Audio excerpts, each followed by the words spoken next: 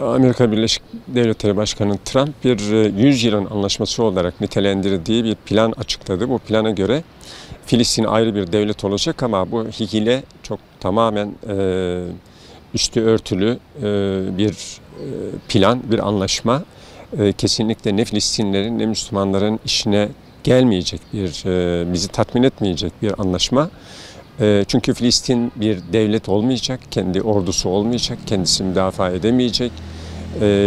Tamamen İsrail'in kontrolünde olacağı bir kukla devlet şeklinde tanımlanıyor.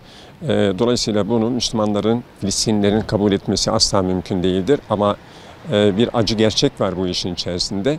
Trump'ın işbirliği ettiği Suudi Arabistan, Birleşik Arap Devletleri gibi, emirlikleri gibi bir takım Müslümanların içinde artık bizim yaramıza merhem olmayacağını düşündüğümüz insanların da desteğini alarak bu anlaşmayı ilan etmiş olması düşündürücü. Bu tamamen bir dayatmadır, bu tamamen bir tuzaktır. Müslümanların bu anlaşmayı kabul etmesi mümkün değildir. 100 yılın antlaşması olarak da ilan edilmesi tamamen bir safsatadır. Biz bu anlaşmayı bir paçavradan ibaret sayıyoruz. Dünyanın her tarafında Müslümanlar nümayişlerle bu anlaşmayı reddetmiştir. Zaten böyle olunca bu anlaşmanın yürürlüğe girmesi, hatta imzalanması asla mümkün değil.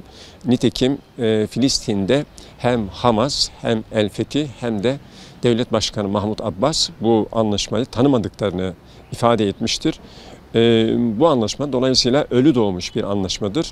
Müslümanların hiçbir yerde, hiçbir aklı başında Müslümanın bunu kabul etmesi mümkün değildir. Çünkü Lozan Antlaşması'nda da maalesef bir Yahudi vardı. O gün Lozan Antlaşması ile Osmanlı dağıtıldı.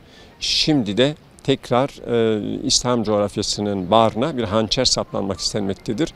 Bunu bizim kabul etmemiz mümkün değildir. Zaten bu anlaşmanın içerisinde Kudüs tamamen İsrail'in kontrolünden bırakılmaktadır. Filistin'e verilecek toprakların içinde de Golan Tepelerinin bir kısmı var. Kaldı ki bu topraklar zaten Suriye'nin toprakları, işgal edilmiş topraklardır. Bu yönüyle dikkat ettiğimiz zaman anlaşmanın her maddesi sıkıntılıdır. O yüzden de zaten kabule yakın bir anlaşma değildir. Bildiğimiz gibi geçen gün Amerikan Başkanı, büyük şeytanın sarhoş haydut başkanı Filistin'le ilgili, Orta Doğu'yla ilgili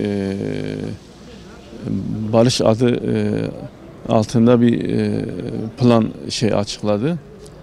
Aslında bu barış planı değil, bu bir yani savaş planı.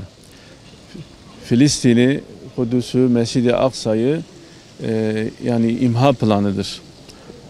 Amaç İslam ümmetinin, Müslümanların en bereketli topraklarını, mukaddes beldelerini Siyonist işgal çetesine peşkeş çekmektir. İsrail bildiğiniz gibi İslam ümmetinin, İslam dünyasının kalbine saplanmış paslı bir hançerdir.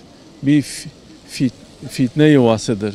Batı'nın, emperyalizmin, özellikle Büyük Şeytan Amerika'nın bir ileri karakoludur. En yakın, en sadık, en güçlü müttefiğidir. Asıl amaç ne? Asıl amaç şu: başkenti ya Kudüs olan büyük Yahudiya devletini kurmaktır.